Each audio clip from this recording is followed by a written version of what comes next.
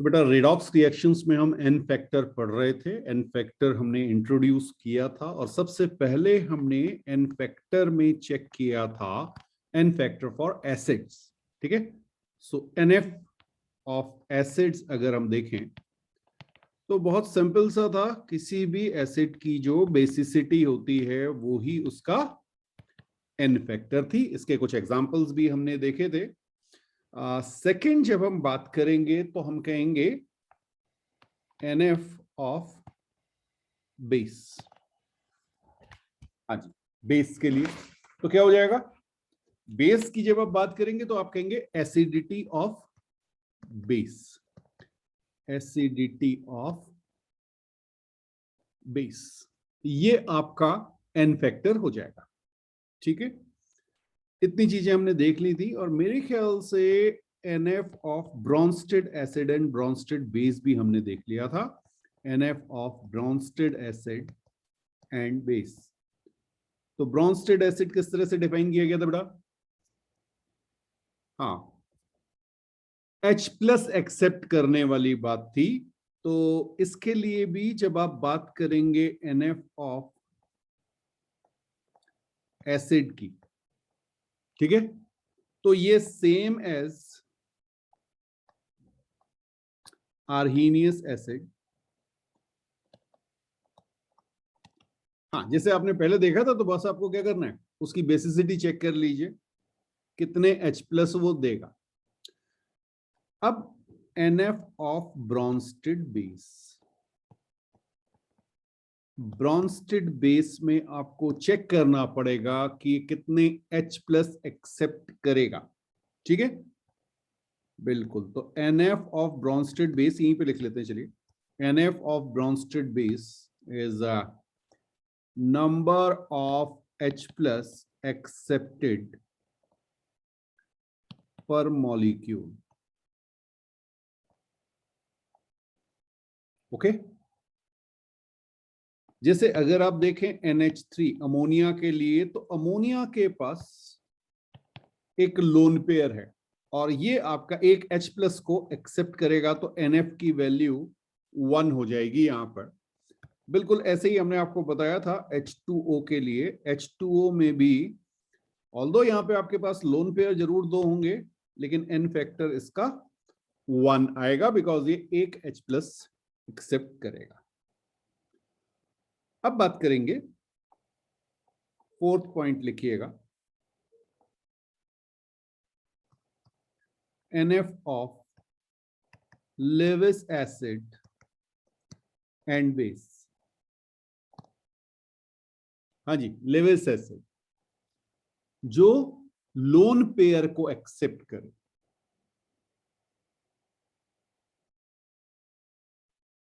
ठीक है, NF of Lewis acid, lone pair पूरा लिख लीजिएगा, लोन पेयर एक्सेप्टेड पर मॉलिक्यूल, लोन पेयर एक्सेप्टेड पर मॉलिक्यूल। एक एग्जांपल देखें, एसिड हमारे पास है AlCl3, इसका एन फैक्टर होगा बेटा 1। ठीक है, क्यों होगा जरा चेक कर लें। Al, हाँ जी, यहाँ पे Cl, यहाँ पे Cl, यहाँ पे Cl। ठीक है, और Cl के अगर आप देखेंगे तो ऑक्टेट कंप्लीट मिलेंगे आपको, लेकिन एल्युमिनियम के ऑक्टेट को कंप्लीट करने के लिए आपको कितना चाहिए, एक लोन पेयर चाहिए। तो ये लोन पेयर ये इसे एक्सेप्ट करेगा और इसलिए इसका एन फैक्टर 1 होगा, ध्यान रखना इस चीज को। ठीक है, हाँ, और NF of Lewis base, NF of Lewis base यहां पे क्या जाएगा, lone pair donated per molecule. एक मॉलिक्यूल कितने लोन पेयर डोनेट करेगा। बिल्कुल, अभी थोड़ी देर पहले हमने अमोनिया को देखा था, एक बार फिर से इस एग्जांपल को देखेंगे। अमोनिया के पास एक लोन पेयर है, ये इसे डोनेट कर देगा, NF आपका 1 हो जाएगा। ठीक है, सेकंड एग्जांपल फिर से देखिएगा, यहाँ पे कई बार कंफ्यूजन हो जाता है। H2O की आप बात करेंगे तो बेटा बिल्कुल आपकी बात सही है कि सर यहाँ पे 2 लोन पेयर हैं, लेकिन ये डोनेट एक ही करता है। अभी मैंने आपसे कहा H+ को एक्सेप्ट करने की बात या लोन पेयर को डोनेट करने की बात दोनों एक ही है, तो इसका भी n फैक्टर 1 ही आएगा, ध्यान रखना इस चीज का। ठीक है, तो ये हमारे एसिड और बेस के n फैक्टर, आप चाहें तो इतने ही जनरली पूछे जाएंगे, स्पेशल क्वेश्चन बिल्कुल मिल सकते हैं, उनके लिए तैयारी कीजिए, वो सारे कॉन्सेप्ट मैंने आपको बता दिए, बट जितने आपको लिखाएगा इतने आप रट लेंगे तो भी आपका काम चल जाएगा। यस, नेक्स्ट लिखिएगा NF ऑफ सॉल्ट। कोई सॉल्ट अगर है तो उसका n फैक्टर कैसे निकलेगा? ठीक है, तो इसको आप ये कह सकते हैं टोटल नंबर ऑफ, अच्छा टोटल नंबर क्यों लिखना, टोटल पॉजिटिव और नेगेटिव चार्ज कर लीजिए, टोटल पॉजिटिव और नेगेटिव चार्ज। ठीक है, और नेगेटिव चार्ज जब आप लेंगे तो आपको केवल मैग्नीट्यूड लेना, उसका नेगेटिव साइन नहीं लेना, केवल आपको चार्ज का मैग्नीट्यूड लेना है। आप चाहें तो ब्रैकेट में लिख लीजिए मैग्नीट्यूड ओनली, मैग्नीट्यूड ओनली। अभी एग्जांपल लेंगे तो बहुत क्लियर हो जाएगा। जैसे मैं आपसे कहूं NaCl, NaCl, अब क्या करेंगे Na+, या तो पॉजिटिव चार्ज लीजिए या नेगेटिव लीजिए Cl-, तो यहां पर n फैक्टर 1 हो गया। ये नहीं कि Na+ भी ले लिया Cl- भी ले लिया, या तो केवल पॉजिटिव चार्ज लीजिए या केवल नेगेटिव चार्ज लीजिए। क्लियर है? अच्छा, इसी तरह से मैं बात करूं CaCl2 की, अब क्या आ गया, n फैक्टर 2 आ गया, बिकॉज Ca++, या अगर आप Cl- को लेंगे तो एक Cl पे माइनस चार्ज, लेकिन आपके पास पर मॉलिक्यूल 2 क्लोरीन एटम। ठीक है, तो 2 क्लोराइड आयन, बिल्कुल, तो 2 नेगेटिव चार्ज। ठीक है, अच्छा अब जरा यहां देखो Al2SO4 होल थ्राइस, इसमें जरा मुझे चेक करके बताओ कितना आएगा जल्दी से। अब बहुत आसान हो गया, Al पे कितना चार्ज, +3, लेकिन लेकिन लेकिन यहां पे कितने, 2 एटम, Al के 2 एटम। ठीक है, तो अगर 2 एटम तो टोटल चार्ज कितना, +6, यानी आपके पास n फैक्टर 6, प्लस माइनस से मतलब नहीं है। ओके, अच्छा एक ना कई बार आपने सॉल्ट जो है ये 10th में भी आपने पढ़े होंगे, तो डबल सॉल्ट आते थे। जैसे एक एग्जांपल में ले रहा हूं KCl MgCl2 6H2O।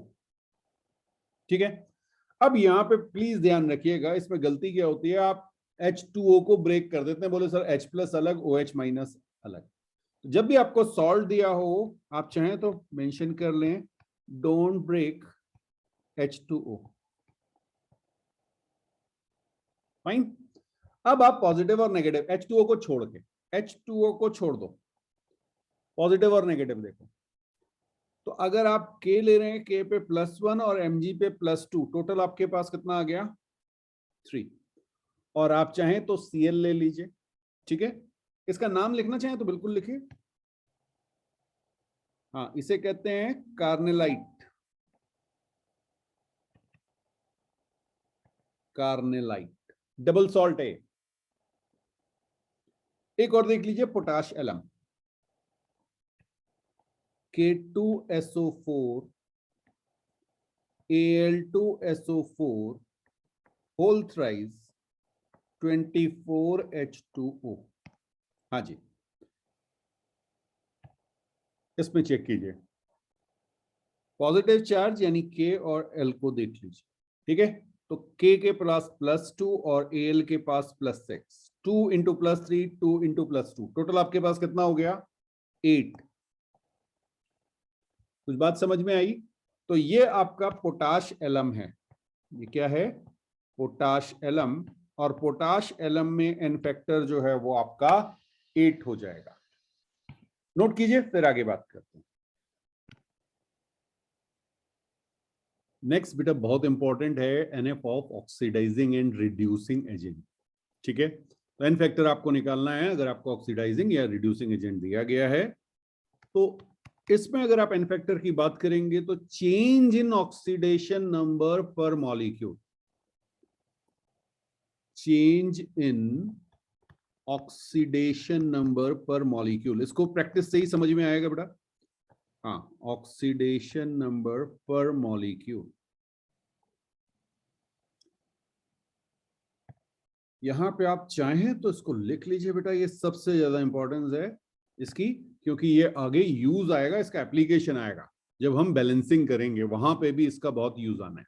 ठीक है, तो चलिए एक एग्जांपल देख के समझने की कोशिश करते हैं। पहला एग्जांपल मैं ले रहा हूं, मान लीजिए किसी इक्वेशन में मेरे पास I2 थी और ये कन्वर्ट हो रहा है आयोडाइड आयन में। फाइन, बहुत ध्यान से। अब आपको पता है जब आप यहां पर ऑक्सीडेशन नंबर लिखेंगे तो I2 में तो ऑक्सीडेशन नंबर 0 आ गया और यहां पे आपके पास -1 आ गया। ठीक है, अब गलती क्या होती है, आपने देखा 0 से -1 हो रहा है, चेंज इन ऑक्सीडेशन नंबर 1 आ गया, लेकिन ये बेटा एक एटम में चेंज है। जब आप पूरे मॉलिक्यूल की बात करेंगे तो आपके पास 2 एटम बन रहे हैं।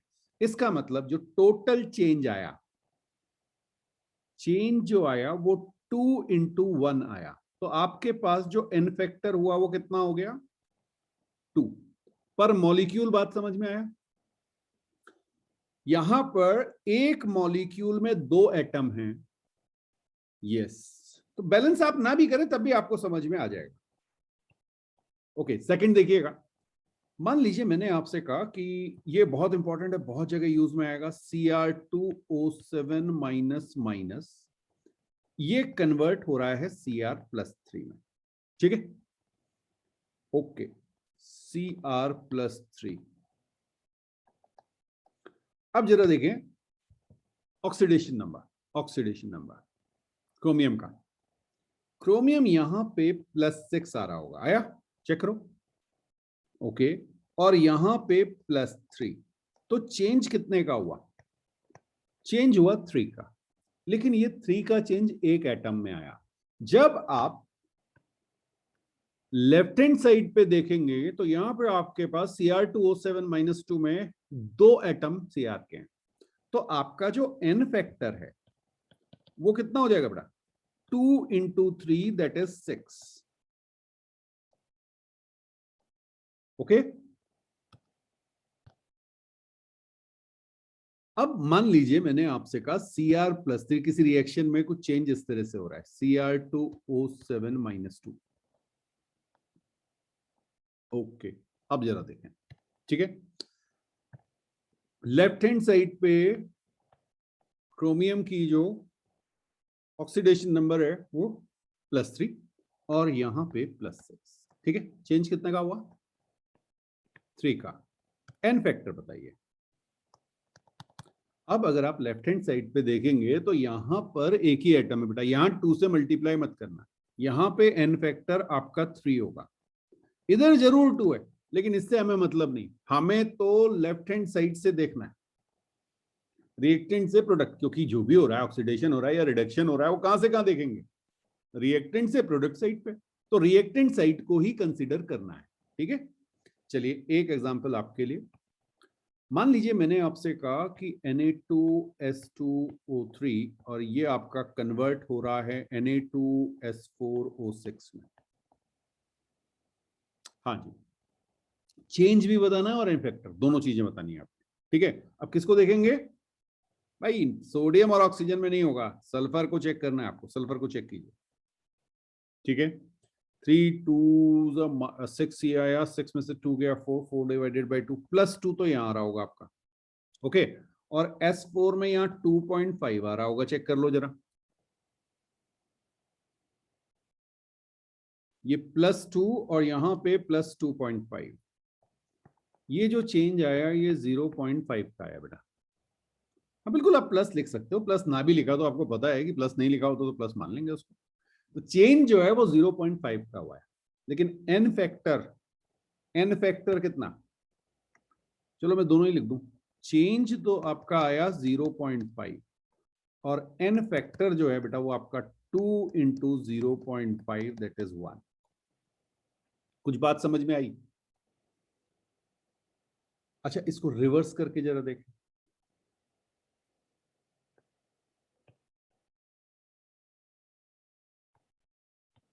अच्छा एक और देखो, Na2S2O4,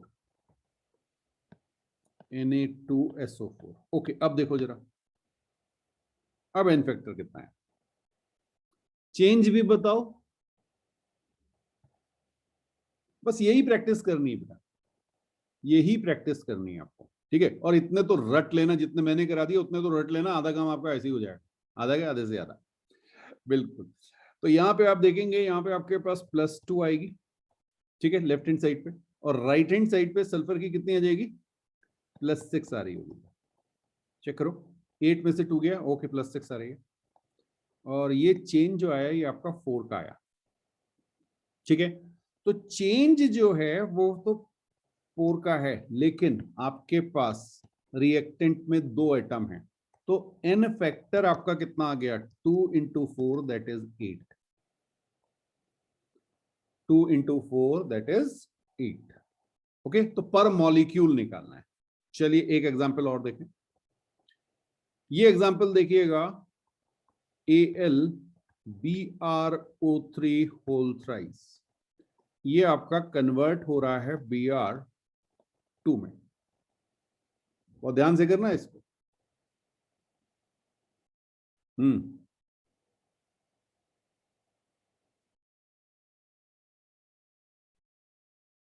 ओके, यहां पर Br जो है आपका वो +5 से चेंज हो रहा है 0 तक, ठीक है।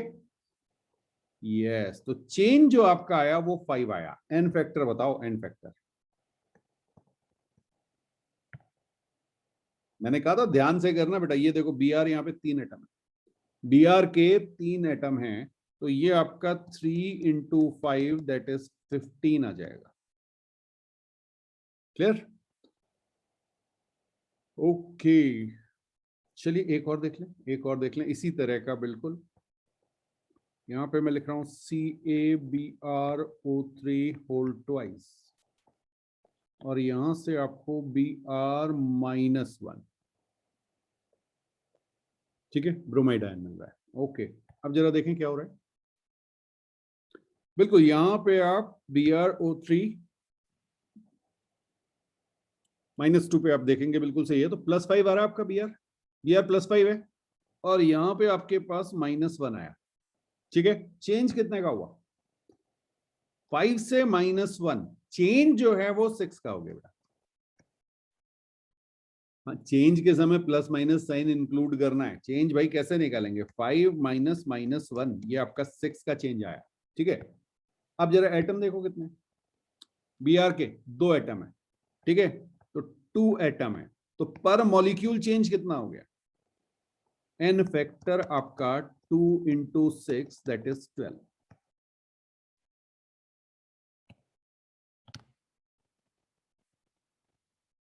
बेटा ये जो लिखा रहा हूं मैं आपको, एन फैक्टर ऑफ KMnO4, ठीक है। ध्यान रखिएगा, ये एक्ट करता है ऑक्सीडाइजिंग एजेंट की तरह, कोई भी मीडियम हो, एसिडिक मीडियम हो, बेसिक मीडियम हो या न्यूट्रल मीडियम, तीनों ही केसेस में ये ऑक्सीडाइजिंग एजेंट की तरह काम करेगा। फाइन। अब फर्स्ट इसमें हेडिंग डालिएगा इन एसिडिक मीडियम, और इसको जितना जल्दी आप याद कर लें उतना आपके लिए अच्छा रहेगा, वहां पे ध्यान नहीं देना पड़ता ज्यादा, अगर आपको याद है तो। MnO4 माइनस, ये कन्वर्ट होता है Mn+2 में, ध्यान रख लेना, ठीक है। कभी भी आपका एसिडिक मीडियम हो तो आप चाहें तो आप एन फैक्टर याद कर लो इसका, ये चेंज आएगा। एसिडिक मीडियम में हमेशा MnO4 माइनस +7 से +2 में कन्वर्ट हो जाएगा। इसका मतलब चेंज कितने का होगा, चेंज हुआ 5 का, और एन फैक्टर भी आया आपका 5, ठीक है। नोट करते चलो फटाफट। नेक्स्ट है बेसिक मीडियम। इन बेसिक मीडियम, बेसिक मीडियम में यही आपका MnO4 माइनस चेंज होता है MnO4 -2 में, ठीक है। अब यहां पे अगर आप देखें तो ये +7 से +6 ऑक्सीडेशन नंबर में चेंज आया, +7 से +6 यानी 1 का चेंज आया, और एन फैक्टर आपका हो गया 1 यहां पे। तो बेसिक मीडियम में ध्यान रखिएगा एन फैक्टर आपका 1 होगा, एसिडिक मीडियम में 5 होगा, और लास्ट है in neutral medium, in neutral medium यहां पे जो कन्वर्जन है वो MnO4 माइनस का MnO2 में, MnO2 में, ठीक है। अब जरा देखिए यहां से आपका जो ऑक्सीडेशन नंबर कन्वर्ट हो रहा है, यहाँ +7 है लेफ्ट हैंड साइड पे और राइट हैंड साइड पे +4, यानी जो आपका चेंज आया वो 3 का आया ऑक्सीडेशन नंबर में, और NF आपका 3 हो गया। क्लियर है? तो ये 3 आपको रटे हुए होने चाहिए, इसमें कुछ सोचने की जरूरत नहीं। क्वेश्चन में आपको मेंशन किया जाएगा एसिडिक मीडियम है, बेसिक मीडियम है या न्यूट्रल मीडियम। अगर कुछ मेंशन नहीं किया गया है, इफ मीडियम नॉट मेंशन्ड, लिख लो इसको, इफ मीडियम नॉट मेंशन्ड, अगर कभी भी कहीं कुछ मेंशन नहीं किया गया तो आपको उसको एसिडिक लेना है। हाँ, take it as acidic medium. और अगर आपने एसिडिक मीडियम ले लिया तो NF कितना रखेंगे? NF आपका 5 हो जाएगा। ध्यान रखना इसका, रट लेना है बिल्कुल। हाँ देखिए, केमिस्ट्री में यही बड़ी इंटरेस्टिंग सी चीज है, आपको इन सब चीजों पर थोड़ी टाइम वेस्ट करना है। आपको KMnO4 दिखा, आपने खट से ढूंढा मीडियम कौन सा, कुछ मेंशन नहीं किया तो एसिडिक, एन फैक्टर की वैल्यू 5। अगर बेसिक है, मेंशन किया हुआ है कहीं पे बेसिक है, आपको दिख रहा है बेसिक है, तो एन फैक्टर 1, और अगर न्यूट्रल है तो एन फैक्टर 3। बहुत ज्यादा कुछ सोचना नहीं है इस बारे में। ये थोड़ी कि वहां पे बैठ के आप कैलकुलेट कर रहे होगे, ठीक है, स्कूल में नंबर होंगे स्टेप्स दिखाने के तो वहां पे कर लेना, बट जहां पे आपको टाइम बचाना है ना, ऑब्जेक्टिव टाइप क्वेश्चंस मिल रहे हैं, वहां पे क्यों इन सब चीजों के बारे में सोचना? रटा हुआ है, आंसर आएगा, खत्म। चलिए इसी तरह से नेक्स्ट लिखिएगा, N factor of K2Cr2O7, K2Cr2O7। हाँ, मैं यहीं पे शॉर्टकट में पहले लिख लो, फिर बता देता हूं मैं आपको। एन फैक्टर एसिडिक 6 और एन फैक्टर बेसिक 3, ठीक है। बिल्कुल, तो होता क्या है कि जब आपका एसिडिक मीडियम होता है तो Cr2+6 कन्वर्ट होता है Cr+3 पे। चेंज आपका आता है 3 का, चेंज आपका आता है 3 का, और पर मॉलिक्यूल की अगर आप बात करेंगे तो आपका एन फैक्टर 6 हो जाता है। तो यहां पे आप चाहें तो लिख लीजिए, ये मैंने फर्स्ट केस आपको लिखाया एसिडिक मीडियम में, ठीक है। एसिडिक मीडियम में ये होता है। और जो आपका बेसिक मीडियम है, बेसिक मीडियम है वो भी देख लेते हैं। बेसिक मीडियम में रिवर्स हो जाता है। एक्चुअल में आपका K2Cr4 कन्वर्ट हो रहा होता है K2Cr2O7 में। एक मिनट, उल्टा कर दिया मैंने, just a moment, just a moment, just a moment.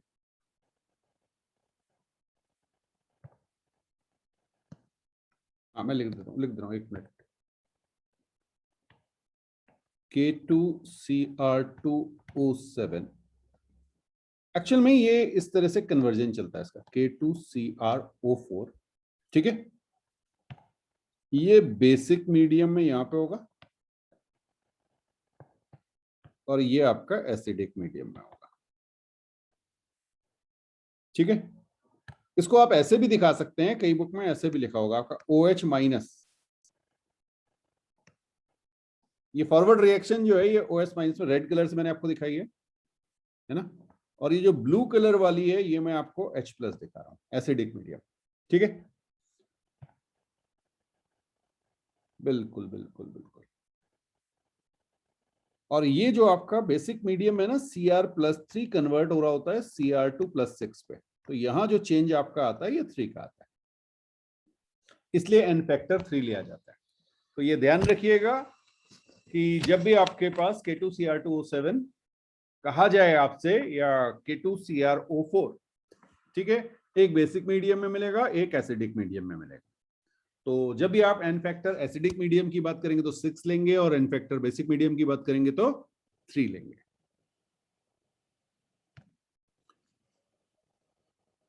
ठीक है जी। अच्छा, ये सब कुछ स्टैंडर्ड है, ये आपको बिल्कुल रटे हुए होने चाहिए, क्वेश्चन में दिखे और आपने सीधे एन फैक्टर की वैल्यू डालनी है, आंसर आ जाएगा आपका। हो सकता है एन फैक्टर ही पूछा गया हो। N factor of H2C2O4 and, अच्छा ये एक मिनट, H2C2O4 एंड NaHC2O4, ठीक है। ये आपका ऑक्सैलिक एसिड है, ऑक्सैलिक एसिड है, और ये आपका सोडियम बायऑक्सलेट, नाम लिख लीजिए, क्योंकि हो सकता है आपको फॉर्मूला ना दिया हो, नाम से क्वेश्चन मिले, ठीक है। तो ऑक्सैलिक एसिड की जब आप बात करते हैं बेटा, आपका C2O4 माइनस माइनस का कन्वर्जन हो रहा होता है,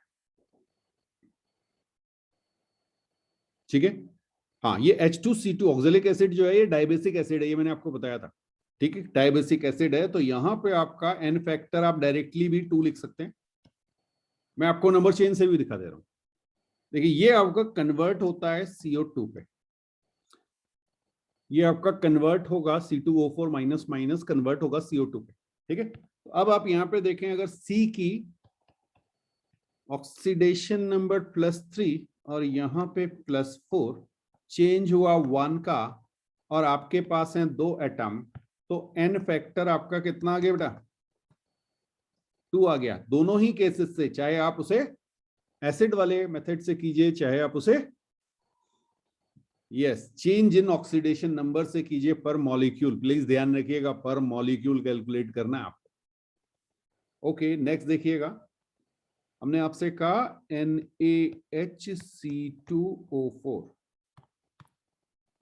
NaHC2O4, हाँ जी,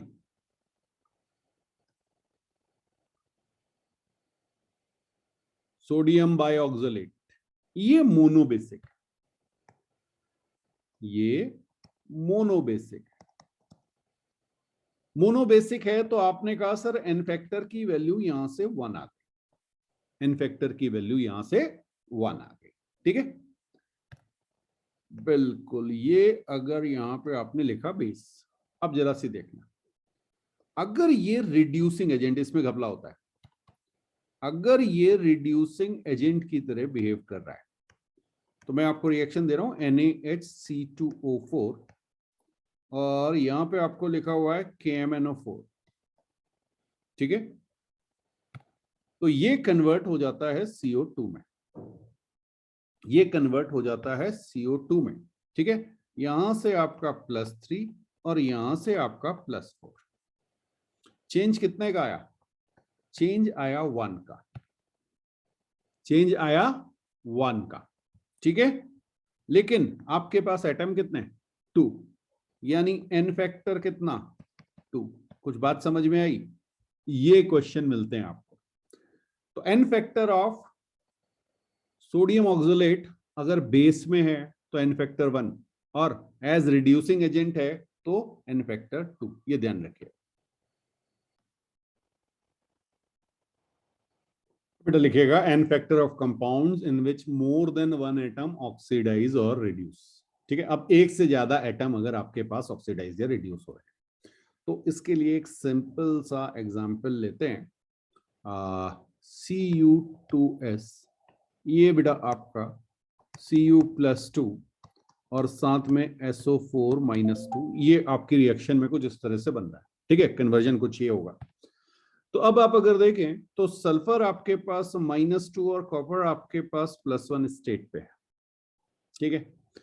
लेकिन यहां पे आप देखेंगे तो कॉपर आपके पास +2 स्टेट पे है और सल्फर आपके पास +6 स्टेट पे है।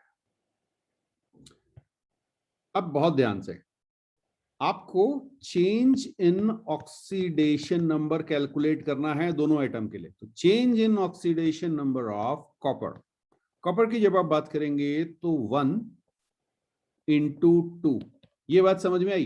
पर मॉलिक्यूल की बात है, तो 2 एटम है आपके पास, हाँ लेफ्ट हैंड साइड पे।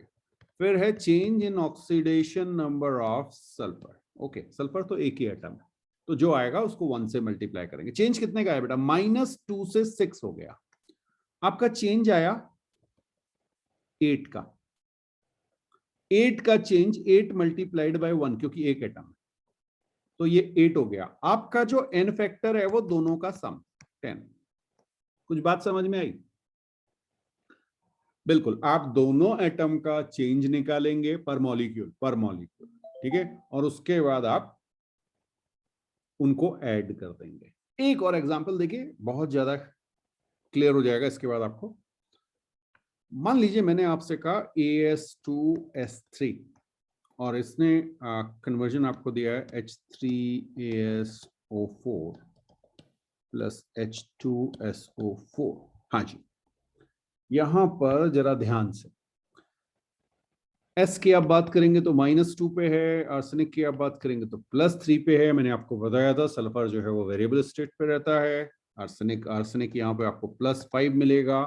अब ऑक्सीडेशन नंबर बेटा, ये कैलकुलेशन आपके तगड़े होने चाहिए कि आपने देखा और आपसे देखते ही निकल आना चाहिए, तभी ये आगे बढ़ पाएगा।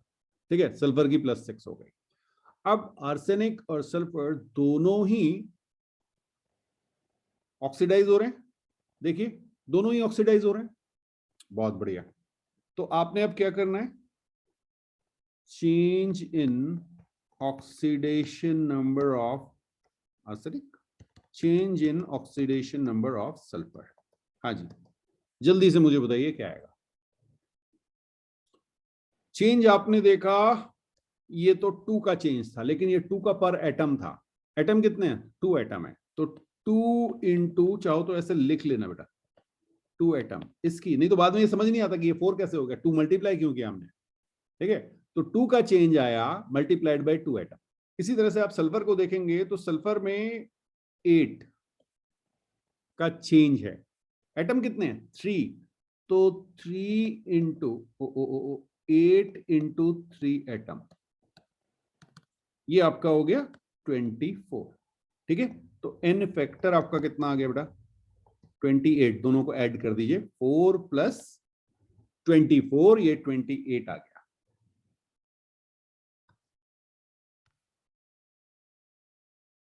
बेटा अगर आपके पास AS2S5, नेक्स्ट एग्जांपल जो आपको दिया हुआ है, AS2S5 में ये आपका कन्वर्ट हो रहा है H3ASO4 और H2SO4 में। ठीक है, तो जल्दी से अगर हम चेक करें तो यहाँ पे आपके पास +5 और -2, +5 और -2, ये इनकी ऑक्सीडेशन नंबर। ओके, आर्सेनिक को यहाँ पे आप चेक करेंगे तो +5 आ जाएगा, जरूरी नहीं कि वो चेंज हो। ठीक है, और ये आपका +6 आ रहा है, तो कौन चेंज हो रहा है? केवल सल्फर। ऑक्सीजन, आर्सेनिक में कोई चेंज नहीं है, तो आप लिख लीजिए no change in S, change in oxidation number of sulphur. हाँ जी, ये बता दीजिए चेंज कितने का हुआ? -2 से +6, ये हुआ 8 पर एटम। 8 पर एटम, इसका मतलब 5 इंटू 8 पर मॉलिक्यूल, 40 आ गया। एन फैक्टर की वैल्यू है 40। कुछ बात समझ में आई? बस यही चेक करना है आपको। ठीक है, हाँ, एक दो एग्जांपल और देख लेते हैं।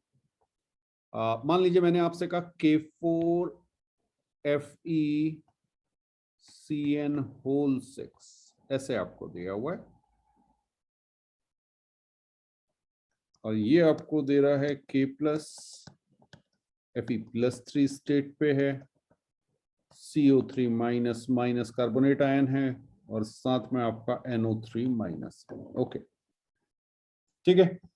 अब देखिए यहाँ पे सबसे पहले आपको ये चेक करना पड़ेगा कि भाई मेरे पास एटम कौन कौन से हैं। तो सबसे आसान तरीका है, आप यहाँ पे लिख लीजिए KFeCN, और अब आप चेक कीजिए कि कहाँ पे चेंजेस हो रहे हैं। ठीक है, हाँ, ये काफी कॉम्प्लेक्स है। तो अगर आप K को देखेंगे, K यहाँ पे +1 है, यहाँ भी +1 है, तो K में तो कोई चेंज नहीं आया, तो K को कंसिडर करने की जरूरत नहीं है। ठीक है, अब बात आई Fe की। हाँ, Cn को ध्यान है ना, Cn-1 होगा।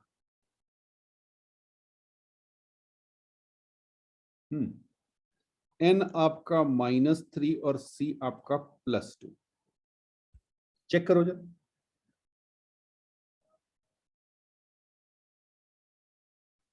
ठीक है, Fe+2 स्टेट पे, यहां पे Fe+3 आ गया। ओहो, 1 मिनट में इसको रेड से कर दूं, जरा जरा 1 मिनट। हाँ, नहीं तो वो चेक करना थोड़ा सा आपके लिए मुश्किल रहेगा। ये मैंने आपका -3, यहाँ पे आपका आया था +2। ओके, ये आपका +2 आया। ठीक है,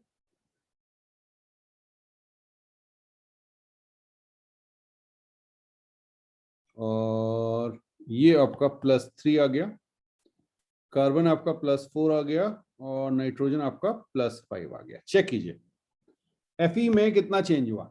Fe में +2 से +3 गया तो चेंज आया +1 का, और एटम भी एक, और पूरे मॉलिक्यूल में एक ही एटम है, तो यहाँ पे आप 1 लिख लेंगे, 1 × 1 आ जाएगा। ठीक है, समझने के लिए लिख लीजिए कि एटम कितने हमारे पास, ये हमारे पास एटम आ गया, और इधर हम चेंज लिखते हैं।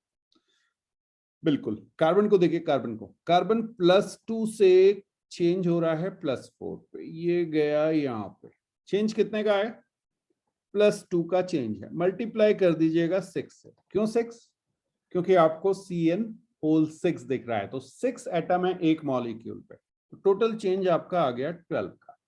ठीक, अब बात करते हैं नाइट्रोजन की। नाइट्रोजन -3 से कन्वर्ट हुआ है +5 में, -3 से +5 मतलब चेंज हो गया +8 का, +8 का मल्टीप्लाइड बाय 6, तो ये आपका आ गया 48। टोटल आपने ऐड किया तो ये आपके आ गए 61। टोटल चेंज जो आया वो 61 का चेंज आया ऑक्सीडेशन नंबर में। आपका एन फैक्टर जो है दैट इज 61। कुछ बात समझ में आई? नोट कीजिए, फिर आगे बात करें।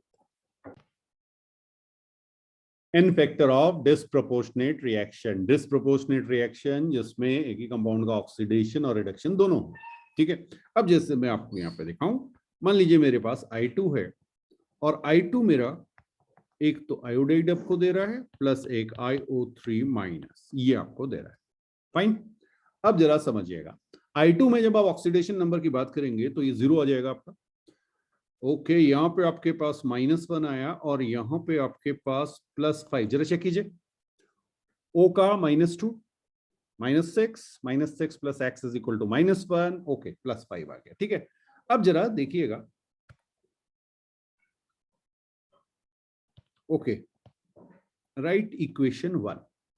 इक्वेशन 1 लिखेंगे तो आप कहेंगे I2 कन्वर्ट हुआ I1 माइनस में, या I माइनस लिख दीजिए, 1 लिखने की जरूरत नहीं है आपको यहाँ पे।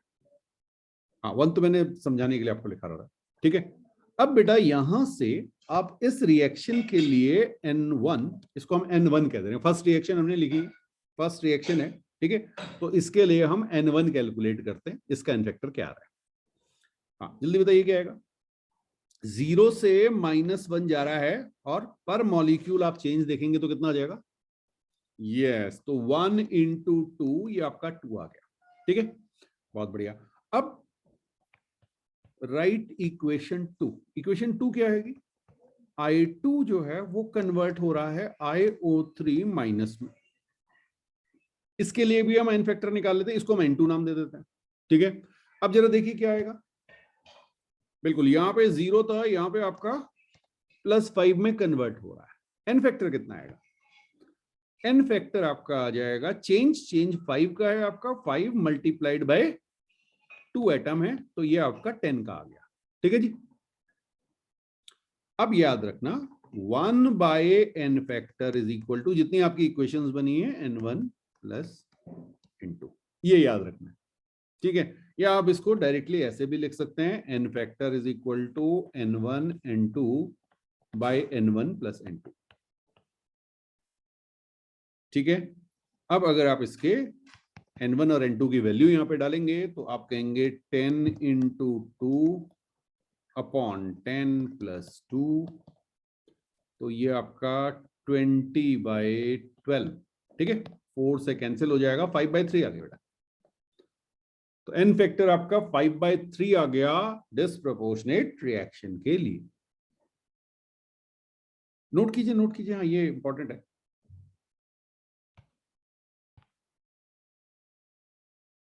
नेक्स्ट एग्जांपल देखिएगा, यहां पे मैंने आपसे कहा P4 मेरा कन्वर्ट हो रहा है H3PO4 प्लस PH3 में। हाँ जी, बहुत ध्यान से, बहुत ध्यान से। P4 यहां पे ऑक्सीडेशन नंबर 0 हो गया, बिल्कुल सही कहा आपने। H3PO4 में P का +5 और यहां पे -3, ठीक है, -3। अब N1,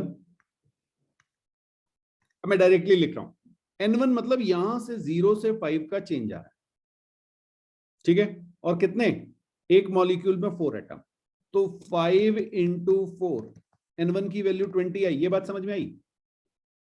P4 से H3PO4 बनाएंगे आप, तो एक में चेंज जो आपका आ रहा है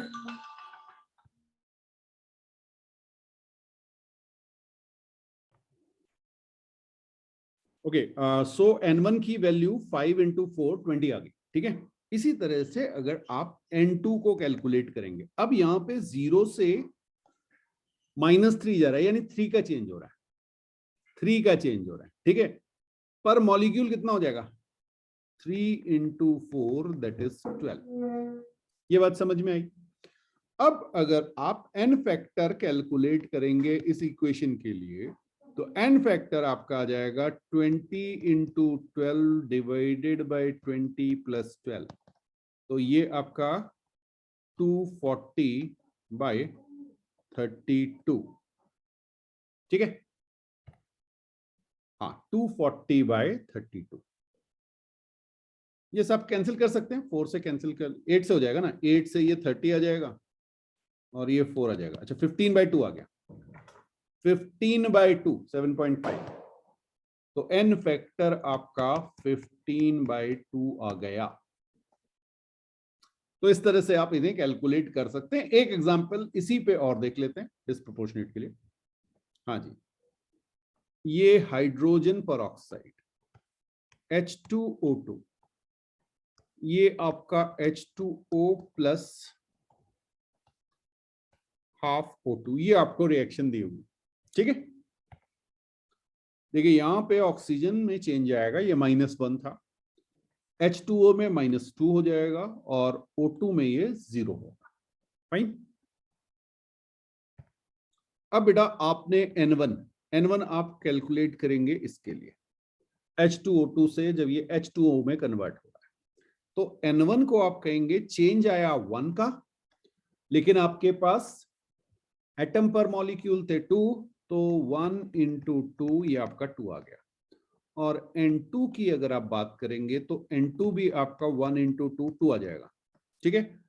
n फैक्टर की जब आप बात करेंगे तो ये आपका 2 × 2/2 + 2 कितना आ गया, 1, 4/4 दैट इज 1, तो यहां पे आपका n फैक्टर 1 आ जाएगा। तो ये ध्यान रखिएगा, इस तरह से अगर आपको डिस्प्रोपोर्शनेट रिएक्शन दी हुई हैं तो आप n फैक्टर कैसे कैलकुलेट करेंगे। तो बेटा n फैक्टर हमने पढ़ लिया, अब बात करेंगे नॉर्मेलिटी, ठीक है। तो नॉर्मेलिटी इसको डिफाइन किया गया है gram equivalent of solute, gram equivalent of solute in 1 litre of solution, ठीक है। तो अगर मैं यहां पर सीधे फॉर्मूला लिखना चाहूं तो मैं इसको लिख सकता हूं gram equivalent of solute divided by volume of solution in litres, ठीक है। या इसी को अगर हम थोड़ा सा चेंज करके लिखें तो हम क्या लिख सकते हैं, milliequivalent of solute divided by volume of solution in ml, ठीक है। हाँ, मिली इक्विवेलेंट एक टर्म आ गया, मिली इक्विवेलेंट। अब जरा देखिए भाई ये ग्राम इक्विवेलेंट क्या है। तो जब हम बात करते हैं ग्राम इक्विवेलेंट की, तो वेट इन ग्राम, इसको हम डिवाइड कर देते हैं इक्विवेलेंट वेट से, इसको हम डिवाइड करते हैं इक्विवेलेंट वेट से। हाँ, और ये इक्विवेलेंट वेट क्या होता है भाई? इक्विवेलेंट वेट जो है वो molecular weight divided by N factor. Equivalent weight जो आपका होता है वो आपका होता है molecular weight divided by N factor. ठीक है जी, तो थोड़ा सा इसको फिर से रीअरेंज करते हैं। हाँ, यहीं पे आपको दिखा दें।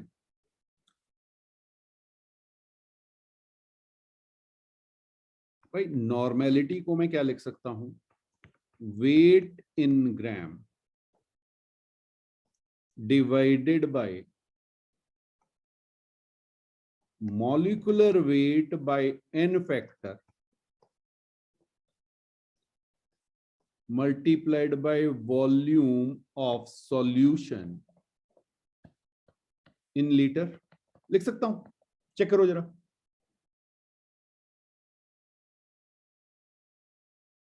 हाँ, ग्राम इक्विवेलेंट ऑफ सॉल्यूट जो लिखा हुआ है उसको मैंने इस तरह से लिख दिया, सारी वैल्यूज वहां पे पुट कर दी। ठीक है, अब जरा देखें, यहां से मेरे पास weight in gram by molecular weight into volume in litre. हाँ, वॉल्यूम ऑफ सॉल्यूशन है, वो अंडरस्टूड है। ठीक है, ये एन फैक्टर मेरा यहां पे आ गया। अरे ये तो कुछ पहचानी हुई सी चीज आ गई। ये देखो, ये आपका आ गया मोलैरिटी।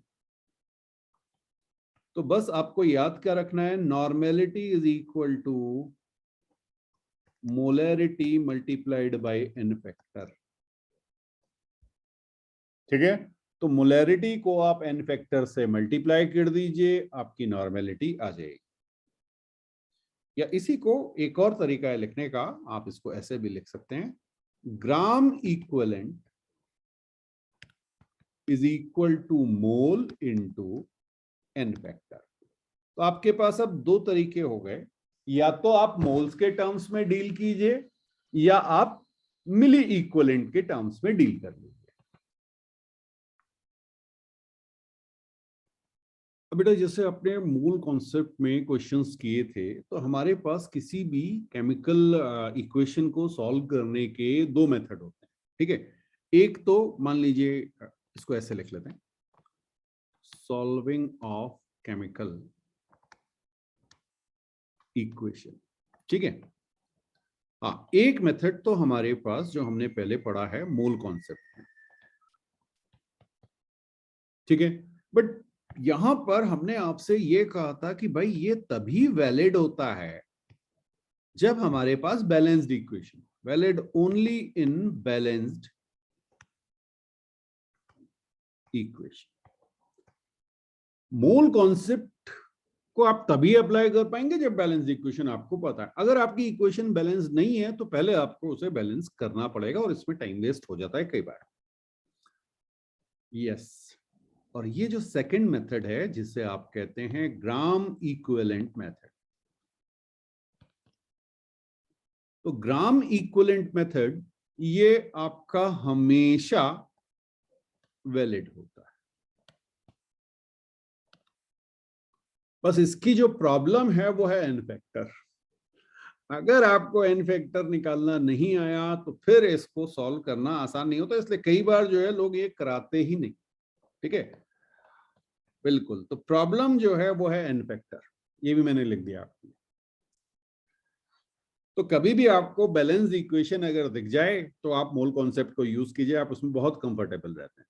ठीक, अब अगर हम इसको यूज करना चाहें तो देखिए होगा कैसे। ठीक, मान लीजिए मैंने आपको एक इक्वेशन दी, a plus B gives you c plus D, कोई इस तरह की इक्वेशन है आपके पास। अब बेटा होगा क्या कि ग्राम इक्विवेलेंट ऑफ a, अगर आपने ग्राम इक्विवेलेंट ऑफ a निकाल लिए, ठीक है, ये जो है हमेशा ग्राम इक्विवेलेंट ऑफ b के बराबर होंगे, ये आपके ग्राम इक्विवेलेंट ऑफ c के बराबर होंगे, और ये आपके ग्राम इक्विवेलेंट ऑफ d के बराबर होंगे। कुछ बात समझ में आ रही है?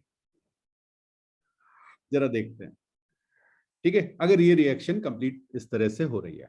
अच्छा, मान लीजिए कम ज्यादा है। कम ज्यादा क्या है मतलब समझिएगा, A plus B gives you C plus D. ये मैंने आपसे कहा कि भाई A मेरे पास 10 ग्राम इक्विवेलेंट है, 10 ग्राम इक्विवेलेंट, और B मेरे पास 4 ग्राम इक्विवेलेंट है। लिमिटिंग वाली चीज आ गई है ना। तो अब आपको पता है कि भाई ये मेरा लिमिटिंग रिएजेंट हो गया, लिमिटिंग रिएजेंट हो गया। आपको कुछ चेक करने की जरूरत नहीं, ऊपर रिएक्शन आपकी बैलेंस है नहीं है, कुछ नहीं। आपने कहा सर 10 ग्राम इक्विवेलेंट ये थे, 4 ग्राम इक्विवेलेंट ये थे, इनिशियली सी और डी मेरे पास 0 0 थे। क्या होगा जब रिएक्शन होगी तो ये तो मेरे पास 0 रह जाएंगे, ये मेरे पास 6 ग्राम इक्विवेलेंट रह जाएंगे, ये मेरे पास 4 ग्राम इक्विवेलेंट जनरेट होंगे, और ये भी 4 ग्राम इक्विवेलेंट प्रोड्यूस हो जाएंगे। कुछ बात समझ में आ रही है? बिल्कुल। तो आपको इक्वेशन बैलेंस करे बिना पता चल गया कि कितने ग्राम इक्विवेलेंट आपके बन रहे हैं। ये इसकी ब्यूटी है।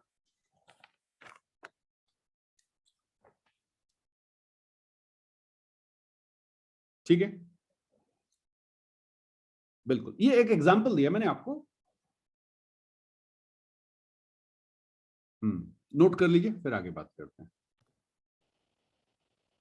तो एक एग्जांपल पे इसे अप्लाई करके देखते हैं। How many ml of 0.4 m CaOH whole twice solution should be added in 500 ml of 0.2 m HNO3 solution for complete neutralization। ये आपका क्वेश्चन है। ठीक, अब आपको पता है कि भाई CaOH whole twice रिएक्ट कर रहा है HNO3 के साथ, इसका मतलब milliequivalent of CaOH whole twice is equal to milliequivalent of HNO3। Complete neutralisation की बात हो रही है, यानी दोनों के मिली इक्विवेलेंट क्या होने चाहिए, बिल्कुल बराबर होने चाहिए। ठीक है, अब आपको पता है कि मिली इक्विवेलेंट क्या है, मोलैरिटी। चलिए इसको ऐसे लिख लीजिए, M1 into V1 into N factor 1 that is equal to M2 into V2 into N factor 2। कुछ बात समझ में आई? मिली इक्विवेलेंट मैंने निकाल लिए, ग्राम इक्विवेलेंट याद आया? हाँ, तो बिल्कुल आपको क्या करना था, एन फैक्टर से उसको मल्टीप्लाई कर देना था। अब देखिए क्या है, आपको मोलैरिटी दी हुई है, मोलैरिटी दी हुई है CaOH whole twice की 0.4। ठीक है, इसका वॉल्यूम आपको कैलकुलेट करना। ओके, तो मैं इसे V1 मान ले रहा हूं। अब बताइए एन फैक्टर, अभी हमने सीखा एन फैक्टर इसका क्या होगा, बेस है। CaOH whole twice 2 है, बिल्कुल सही बात आपने कहा सर, ये तो 2 आ गया, बहुत बढ़िया। एन फैक्टर देखिए, बस इतने की जरूरत पड़ती है यहाँ पे। M2 कितना है, 0.2, मोलैरिटी 0.2 दी हुई, ये HNO3 की बात हो रही है। वॉल्यूम कितना दिया हुआ है, 500 ml, तो आंसर ml में ही आ जाएगा। ठीक है, 500 ml यहाँ पे लिख दे रहा हूं मैं। अच्छा, एन फैक्टर कितना है HNO3 का, 1, वेरी गुड 1। ओके, तो अब आपने इसे देखा तो 0.2 से ये आपका कैंसिल हो गया, 2 टाइम्स 4, तो V1 की वैल्यू आपकी आ गई 500/4 ml। ये आपका 125 ml हो गया। ठीक है, V1 आपका 125 ml आ गया। आपको कोई रिएक्शन क्या हुई, क्या प्रोडक्ट बने, कुछ चीज की जरूरत नहीं, बस आपको सिर्फ ये देखना है, बैलेंस करने की भी कोई जरूरत नहीं है, रिएक्शन बनाने की जरूरत ही नहीं है। आपको ये पता है कि कौन कौन रिएक्ट कर रहे हैं। जितने मिली इक्विवेलेंट बेस के चाहिए उतने ही मिली इक्विवेलेंट एसिड के चाहिए कंप्लीट न्यूट्रलाइजेशन के लिए। तो इस तरह से आप इन क्वेश्चंस को बड़ी इजीली सॉल्व कर सकते हैं। चलिए एक ही क्वेश्चन और देखते हैं, इसमें एक क्वेश्चन और देखते हैं। तो नेक्स्ट एग्जांपल में हमारे पास आपकी 2 एसिड का मिक्सचर आ गया है। 500 ml हमने 0.2 m H2SO4 लिया है, 200 ml 0.1 m HCl लिया हुआ है, और 0.15 m CaOH whole twice हमें मिलाना है, न्यूट्रलाइज करने के लिए वॉल्यूम बताना है। तो अब क्या होगा, सिंपली हम लिखेंगे milliequivalent of CaOH whole twice। ये किसके साथ रिएक्ट कर रहे हैं, दोनों एसिड के साथ। तो भाई milliequivalent of H2SO4 plus milliequivalent of HCl। ये बात समझ में आई? अब फिर वही formula, M1 V1 NF1 that is equal to M2 V2 NF2 plus M3 V3 NF3। ठीक, ये हमारा फॉर्मूला बन गया। बस अब आपको इसमें वैल्यू पुट करनी है। तो वॉल्यूम तो हमें निकालना है V1 हम निकाल लेंगे। अच्छा जी, 0.15 आपको M दिया हुआ है और N factor CaOH whole twice का N फैक्टर आपका 2 आ गया। ठीक है जी, चलिए अब H2SO4 का 500 ml वॉल्यूम दिया हुआ है और ये आपका 0.2। Very good. N फैक्टर कितना हो गया 2 प्लस M3 कितना दिया है 200 ml तो वॉल्यूम दिया हुआ है, ये आपका 0.1 और N फैक्टर HCl है, HCl का 1 आ गया। जरा चेक कीजिए ये आया कि नहीं आया आपका। और अगर ये आपका आ गया तो बस फिर हमें क्या करना है 0.3 V1 इज इक्वल टू, इसको आप मल्टीप्लाई करेंगे तो 4 500 2000 1200 ये आ गया, 200 प्लस 1 से 20 आ गया। ठीक है, तो V1 की वैल्यू आपकी आ गई 220/0.3 या इसको आप 2200/3 कर लीजिए। ओके, कितना आंसर आएगा 733.33 ml। ओके, तो इस तरह से आप सिंपली मिली इक्विवेलेंट को इक्वेट कीजिए। ये क्वेश्चन आपको काफी सारे मिलेंगे। ठीक है, तो इस तरह से आप ये जो न्यूट्रलाइजेशन वाले क्वेश्चंस हैं या एन फैक्टर का यूज जो आपको देखना था, क्यों हमने इसको सीखा, नॉर्मेलिटी क्यों सीखी, इसलिए जरूरी है बेटा। और कई बार नॉर्मेलिटी कैलकुलेट करने के लिए आ सकता है, सीधे सीधे नॉर्मेलिटी पूछी जा सकती है, वो क्वेश्चन तो स्ट्रेट वाले तो मिल ही सकते हैं आपको। तो आज यहाँ पे कंप्लीट करते हैं, नेक्स्ट क्लास में बैलेंसिंग की बात करेंगे।